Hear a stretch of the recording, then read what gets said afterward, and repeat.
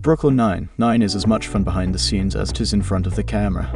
These cool tidbits and facts are proof of that. Much to the sadness of its fans, Brooklyn Nine-Nine's 8th season was the last. The show features an ensemble cast of talented actors and a team of writers that masterfully balance humor and serious issues. Even the fans of the show are commendable like no other, who went to great lengths to save the show they love to stop it from being cancelled by Fox. While the fans of the show tune in every week to watch the exploits of the 9 to 9, things are just as interesting behind the camera. There are a lot of intriguing facts and trivia about the show, including tiny details some fans never noticed and some behind-the-scenes happenings. Many celebrities tweeted in support of the show's renewal. After Fox decided to cancel Brooklyn Nine after just 5 seasons, fans took to Twitter to voice their anger and disappointment and pleaded with many networks such as Netflix and Hulu in the hopes of renewing it. Even celebrities tweeted their support for giving the show a second life. Notable celebrities included Hamilton creator Lin-Manuel Miranda, who went on to play David Santiago, Amy's brother, Luke Skywalker himself, Mark Hamill, and visionary director Guillermo del Toro. Scully and Hitchcock are named after the show's producers. The laziest and most useless detectives of the 99th Precinct, Norm Scully and Michael Hitchcock, are best friends. The pair are named after the writers and producers of the show, Norm Hitchcock and Mike Scully, who were also consulting writers on Michael Schur's previous sitcom, Parks and Recreation. Although Hitchcock and Scully appear to be worthless, they are somewhat skilled as they manage to solve Ball's case when they put in effort. However, having seen their fair share of the action in the 70s and 80s, they are now content to simply do their paperwork and nap in the break room. Melissa Fumero was a dancing teacher before becoming an actor.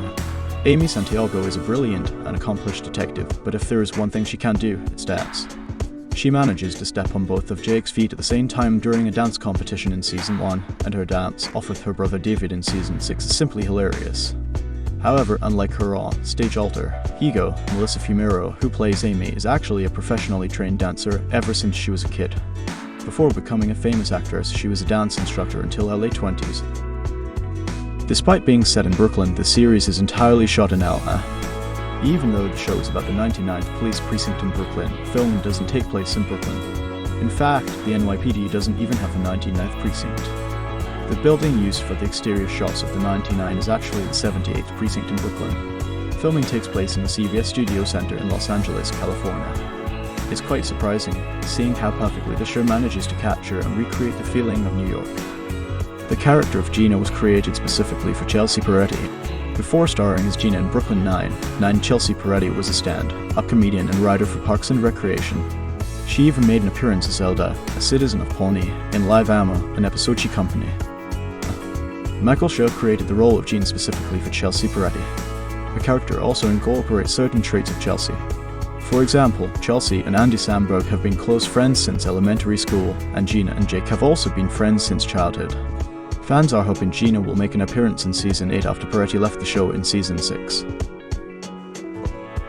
The story behind SHH, Not a Doctor, and the voice behind Fremulin.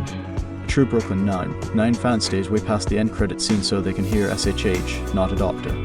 Dan Gore revealed in a tweet that he was a biochemistry major. He was enrolled in a med school but got a writer gig on The Daily Show 2 weeks before it started, which is where the name Dr. Gore Productions and the catchphrase comes from.